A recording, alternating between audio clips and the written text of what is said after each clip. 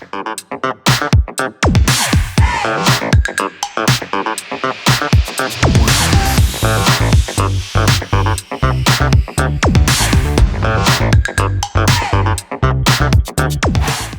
నటుడు శరత్ కుమార్ కుమార్తెగా సినీ రంగ ప్రవేశం చేసిన వరలక్ష్మి శరత్ కుమార్ నటిగా తనదైన ముద్ర వేశారు. ఇప్పుడు ఆమె ఒక అడుగు ముందుకు వేసి దర్శకురాలుగా, నిర్మాతగా తన అదృష్టాన్ని పరీక్షించుకుంటున్నారు. తన సోదరి పూజతో కలిసి ఆమె సరస్వతి చిత్రాన్ని నిర్మించారు.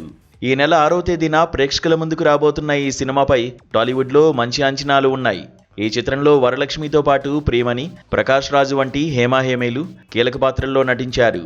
వీరితో పాటు రాధిక, సప్తగిరి, కిషోర్ వంటి ప్రతిభావంతులైన నటీనటులు ఉండడం సినిమాకు బలాన్నిస్తోంది. ఇదొక విభిన్నమైన క్రైమ్ థ్రిల్లర్ అని, ఇందులో ఉత్కంఠభరితమైన అంశాలు ఉంటాయని సమాచారం. ఇప్పటికే విడుదలైన పోస్టర్లు ప్రేక్షకుల్లో ఆసక్తిని రేకెత్తించాయి. సినిమా షూటింగ్ పూర్తయిన తర్వాత ఇటీవల సెన్సార్ కార్యక్రమాలు జరిగాయి. అయితే సినిమా టైటిల్ పై సెన్సార్ సభ్యులు కొన్ని అభ్యంతరాలు వ్యక్తం చేసినట్లు తెలుస్తోంది. సరస్వతి అనే పేరును నేరుగా వాడడం పట్ల అభ్యంతరం తెలపడంతో చిత్ర యూనిట్ టైటిల్లో స్వల్ప మార్పు చేసింది. ప్రస్తుతం బుకింగ్స్ ఓపెన్ అయిన పోస్టర్లో సరస్వతి పేరుకు ముందు ఎస్ అనే అక్షరాన్ని చేర్చి ఎస్ సరస్వతిగా మార్చారు. ఇలాంటి పరిస్థితులు గతంలోనూ చిత్ర పరిశ్రమలో చోటు చేసుకున్నాయి. ఈ విషయం చాలా మందికి విదితమే.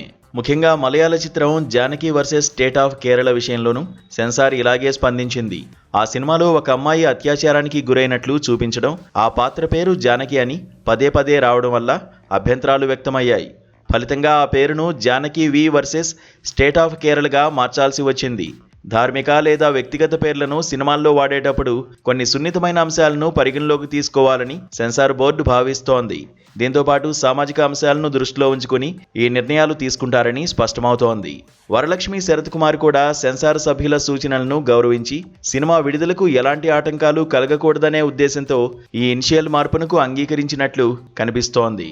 ఈ ఏడాది జనవరి నుంచి ఇప్పటి వరకు సెన్సార్ అభ్యంతరాల కారణంగా టైటిల్ మార్చుకున్న 4వ సినిమా ఇది.